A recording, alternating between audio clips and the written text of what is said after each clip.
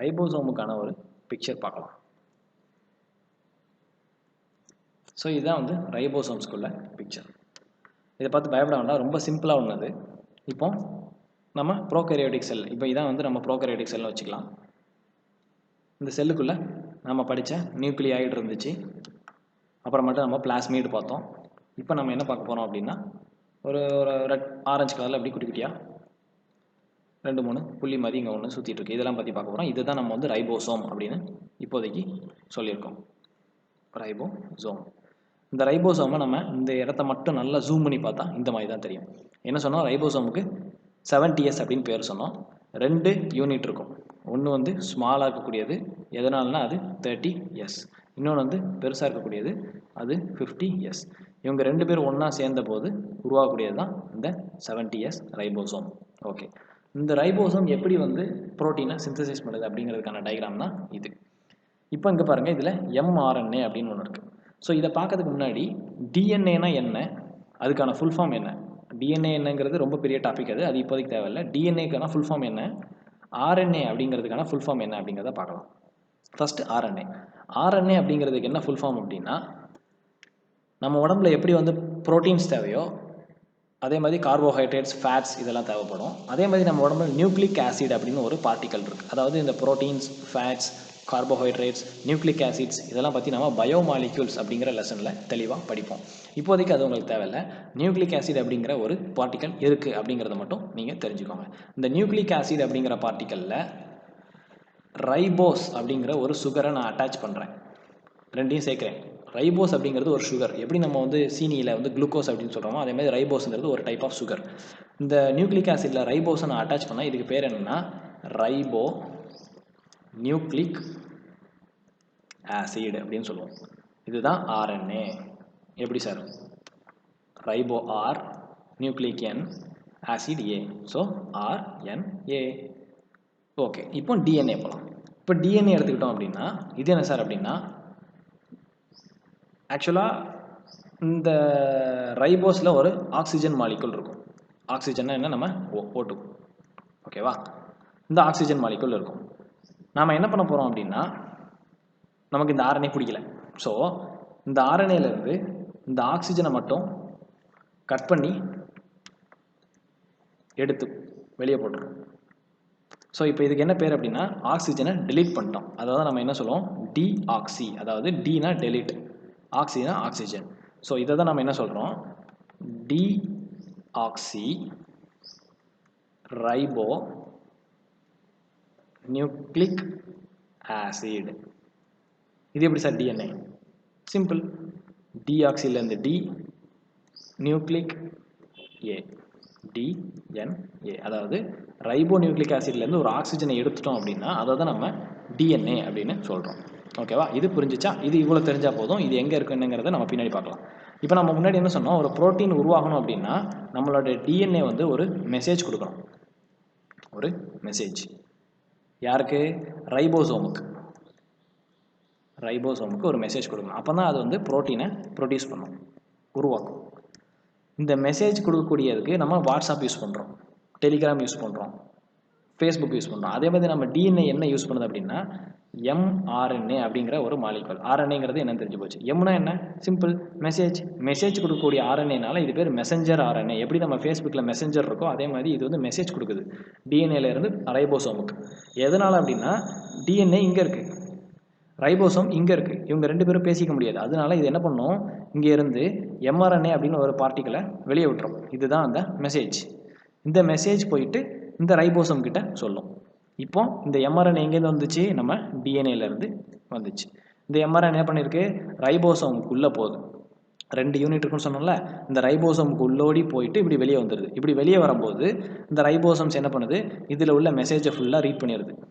Hi, how are you, எனக்கு இந்த protein தேவை, இதை ப்ரொடியூஸ் பண்ணித்தா அப்படின்னு இந்த மெசேஜெலாம் இது இருக்குன்னு வச்சுக்கலாம். நம்ம இமேஜின் பண்ணிக்கோங்க, ஓகேவா, ஈஸியாக இருக்கும். அப்படி இமேஜின் பண்ணோம் அப்படின்னா ஈஸியாக படிச்சிடலாம். ஸோ இந்த மாதிரி மெசேஜை ஃபுல்லாக ரீட் பண்ண உடனே இந்த ரைபோசோம் என்ன பண்ணுது அப்படின்னா இந்த 50Sம் இந்த 30Sம் சேர்ந்து இந்த ப்ரோட்டீனை உருவாக்குது. இதுதான் ஆக்சுவலாக ப்ரோட்டீன், ஓகேவா. Protein is made of amino acid. இதெல்லாம் பற்றி நம்ம தெளிவாக பயோமாலிகுல்ஸ் அப்படிங்கிற டாப்பிக்கில் படிப்போம். இப்போதைக்கு இந்த மெசேஜெலாம் ரீட் பண்ணதுக்கப்புறமாட்டு இந்த ரைபோசோம் இந்த ப்ரோட்டீனை ப்ரொடியூஸ் பண்ணிடுது. இந்த ப்ராசஸ்க்கு பேர், அதாவது ரைபோசோம் வந்து புரோட்டீனை ப்ரொடியூஸ் பண்ணுறது இல்லையா, இந்த ப்ராசஸுக்கு பேர் டிரான்ஸ்லேஷன் அப்படின்னு சொல்லுவாங்க. டிரான்ஸ்லேஷன் அப்படின்னு சொல்லுவாங்க. ஓகேவா? இது போக இன்னொரு வேர்டு ஒன்று கொடுத்துருப்பாங்க நம்ம புக்கில். என்ன அப்படின்னு பார்த்துக்கிட்டோம்னா, இது நம்மளோட மெசஞ்சர் ஆர்என்ஏ, அதாவது அந்த எம்ஆர்என்ஏன்னு வச்சுக்கலாம். இது நம்மளோட ribosome, 2 subunit, 50s 30s, 50s 30s, 50s 30s. இப்போ என்ன ஆயிடுச்சு, ஒரே ஒரு எம்ஆர்என்ஏல நிறைய, அதாவது மெனி ரைபோசோம்ஸ் உட்காந்துருக்கு. மெனி அப்படிங்கிறதுக்கு இன்னொரு வேர்டு என்னது, ஏற்கனவே மல்டின்னு படித்தோம். அதே மாதிரி பாலி அப்படின்னு சொல்லுவாங்க. பாலி அப்படின்னா நிறைய அப்படின்னு அர்த்தம். பாலி ரைபோசோம்ஸ் இதில் உட்காந்துருக்கிறதுனால இதை வந்து பாலி ரைபோசோம் அப்படின்னு சொல்லுவாங்க. நிறைய ரைபோசோம்ஸ் இதில் உட்காந்துருக்கிறதுனால இதை பாலி ரைபோசோம்ஸ் அப்படின்னு சொல்லுவாங்க. அப்படி இல்லைன்னா இன்னொரு வேர்டு என்னன்னா பாலிசோம்ஸ். பாலிசோம்ஸ் எப்படி நம்ம வந்து ஃப்ரெண்டோட முழு பேரை வந்து சின்னதாக சொல்லுவோமோ, அதே மாதிரி குட்டியாக இங்கே பாலிசோம்ஸ், பாலி ரைபோசோம்ஸ் அப்படின்னு சொல்லிப்பாங்க. ஓகேவா? இது ரைபோசோம் பற்றி உள்ளது. இதுக்கப்புறமாட்டு என்ன பண்ணுறோம், நம்ம அந்த சைட்டோபிளாசமில் இன்னும் பக்கம் திரும்பி பார்க்குறோம். இன்னும் 2-3 ஸ்ட்ரக்சர்ஸை நம்ம கண்ணுக்கு தெரியுது. அதை பற்றிலாம் இப்போ நாம் பார்க்க போகிறோம். ஓகே, இதுக்கு இன்னொரு டயக்ராம் பார்த்துடலாம். ஸோ இதுதான் நம்மளோட இன்னொரு டயக்ராம்.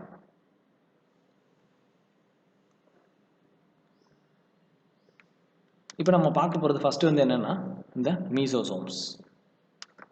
இப்போ நம்ம செல்லில் வந்து 3 லேயர் இருக்குன்னு பார்த்தோம். அவுட்டர் இந்த ரெட் கலரில் உள்ளது கிளைகோகாலிக்ஸ், அதுக்கப்புறம் இந்த எல்லோ கலரில் உள்ளது ஆக்சுவலாக வந்து என்னது நம்மளோட செல் வால், அதுக்கு உள்ள சின்னதாக ஒரு ரெட் கலரில் இருக்கா, இது பேர் பிளாஸ்மா மெம்பரேன். இந்த பிளாஸ்மா மெம்பரேன் என்ன பண்ணுது அப்படின்னா, இதான் அந்த பிளாஸ்மா மெம்பரேன் சின்ன சின்னதாக இப்படி சுருங்கிடுது. இப்படி சுருங்கி இருக்கக்கூடிய இந்த ஸ்ட்ரக்சர் தான் நம்ம மீசோசோம்ஸ் அப்படின்னு சொல்கிறோம். இது எதனால் சுருங்குது அப்படின்னு கேட்டிங்கன்னா வேறு ஒன்றுமே கிடையாது. இப்போ நம்ம வீட்டில் என்ன பண்ணுறோம், ட்ரெஸ் இருக்குது, நம்ம ட்ரெஸ் எல்லாம் துவைச்சதுக்கப்புறமாட்டு அதை மடித்து கபோர்டில் வைக்கிறோம். எதுக்காண்டி மடித்து வைக்கிறோம், அப்படியே தூக்கி உள்ளே போட வேண்டியது தானே. எதுக்கு மடித்து வைக்கிறோம் அப்படின்னா, நம்ம மடித்து வச்சாதான் நிறைய ட்ரெஸ்ஸை சின்ன இடத்துல அடைச்சி வைக்க முடியும். அதே மாதிரி நம்ம பாக்டீரியாஸும் என்ன பண்ணுது அப்படின்னா, தன்னோட பெரிய சைஸாக இருந்துச்சு அப்படின்னா நாம் அதை ஈஸியாக கண்டுபிடிச்சிக்குவோம். அதனால தான் அது என்ன பண்ணுது, தன்னோட பிளாஸ்மா மெம்பரேனை வந்து இப்படி உள்ள சுருட்டி தன்னோட சைஸை வந்து சின்னதாக்கிக்குது. ஸோ என்ன ஆயிடுச்சு, இந்த இடத்துல சர்ஃபேஸ் ஏரியாவை வந்து, சர்ஃபேஸ் ஏரியா அப்படின்னா பரப்பளவு, எப்போ தனக்கு பெருசாகணும்னு தோணுதோ அப்போ இந்த சுருக்கி வச்சிருக்கக்கூடிய இந்த பிளாஸ்மா மெம்பரேனை விரிச்சிக்கும். விரிச்ச உடனே இது சர்ஃபேஸ் ஏரியாவை கூட்டிக்கும். இப்படி ஞாபகம் வச்சுக்கோங்க. ஓகேவா? எதனால் சர்ஃபேஸ் ஏரியான்னு சொல்கிறேன்னா, இதோட ஃபங்க்ஷன் ஒன்று தான், வேறு ஒன்றும் கிடையாது. இப்போ இந்த இடத்துல இதை அழிச்சிடலாம். ஓகே, இப்போ இது ஒரு பாக்டீரியா, இதுவும் அதே பாக்டீரியா தான். ஆனால் இந்த பாக்டீரியா வந்து அதிகமாக படிக்கலை, இது வந்து ரொம்ப அதிகமாக படிச்சிருக்குன்னு வச்சுக்கலாம். எதனால் அப்படி சொல்கிறேன் அப்படின்னா, இந்த பாக்டீரியாவில் நிறைய என்சைம்ஸ் இருக்குது. இந்த என்சைம்ஸ் எல்லாம் இந்த பாக்டீரியாவுக்கு ஹெல்ப் பண்ணுது. நம்ம எப்படி சலைவா வந்து சாப்பிட்றதுக்கு சாப்பிட்ட சாப்பாடை செரிக்க ஹெல்ப் பண்ணுதோ, அதே மாதிரி இந்த என்சைம்ஸ் எல்லாம் இந்த பாக்டீரியாவுக்கு ஹெல்ப் பண்ணுது. அதே மாதிரி என்சைம்ஸ் இந்த பாக்டீரியாலும் இருக்கும். கரெக்டாக? ஆனால் இது என்ன பண்ணியிருக்கோம், இந்த இடத்துல தன்னோட என்சைம்ஸை ஃபுல்லாக மொத்தமாக வச்சுருக்கோம். தேவைப்படும் போது இந்த என்சைம்ஸ் யூஸ் பண்ணிக்கும், தேவைப்படலை அப்படிங்கும்போது வெளியே செக்ரீஷன் பண்ணிடணும், வெளியே தள்ளிடும். செக்ரீஷன் தான் வெளியே சுரக்கிறது. அதே மாதிரி இது இவ்வளோ பெருசாக இருந்து இத்தனை நம்பர் ஆஃப் என்சைம்ஸ் தான் வச்சுருக்கு. இது ஆனால் குட்டியாக இருந்துட்டு இதே நம்பர் ஆஃப் என்சைம்ஸ் வச்சுருக்கு. எதனால் அப்படின்னா, தன்னோட பிளாஸ்மா மெம்பரேனை இப்படி உள்ள சுருட்டி வச்சிருச்சு. அதனால தான் இந்த மீசோசோம்ஸோட ஃபங்க்ஷன் அப்படின்னு பார்க்கும்போது 3 ஃபங்க்ஷன் இருக்குது. ஒன்று வந்து இது டிஎன்ஏ ரெப்ளிகேஷனில் ஹெல்ப் பண்ணும். டிஎன்ஏ ரெப்ளிகேஷன் அப்படிங்கிறது நம்ம வந்து செல் டிவிஷனில் படிப்போம் அப்படிங்கிற லெசனில். டிஎன்ஏ ரெப்ளிகேஷன் அப்படின்னா டிஎன்ஏ வந்து மல்டிப்ளை ஆகக்கூடியது. டிஎன்ஏ ஆக்சுவலாக மல்டிப்ளை ஆகும். அந்த ப்ராசஸ்க்கு பேர் டிஎன்ஏ ரெப்ளிகேஷன் அப்படின்னு சொல்கிறோம். எப்படி வந்து ரைபோசோம் ப்ரோட்டீனை சிந்தசிஸ் பண்ணுற ப்ராசஸை டிரான்ஸ்லேஷன் அப்படின்னு சொல்கிறோமோ, அதே மாதிரி இது டிஎன்ஏ ரெப்ளிகேஷன். இன்னொரு ப்ராசஸ் என்னென்னா செக்ரீஷன். செக்ரீஷன் அப்படிங்கிறது நமக்கு தெரிஞ்சிருச்சு. மூணாவது ஒரு ப்ராசஸ், இதில் இருந்தது ஃபுல்லாக என்னது, என்சைம்ஸ். ஸோ என்சைம்ஸையும் இது வந்து ஸ்டோர் பண்ணி வச்சுருக்கோம்.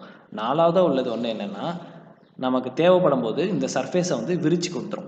ஸோ அப்படி விரிக்கும் போது இது increases the surface area. Surface area அப்படின்னா பரப்பளவு. இந்த இடத்துல சுருங்கி இருக்கும், தேவைப்படும் போது இந்த பரப்பளவை இது விரித்து விட்டுரும். ஸோ இதுதான் வந்து மீசோசோம். ஸோ மீசோசோம் அப்படிங்கிறது ஆக்சுவலாக வந்து பிளாஸ்மா மெம்பரேனில் உள்ள ஒரு மாடிஃபிகேஷன், இல்லாட்டி ஒரு மாற்றம் அப்படின்னு சொல்லுவாங்க.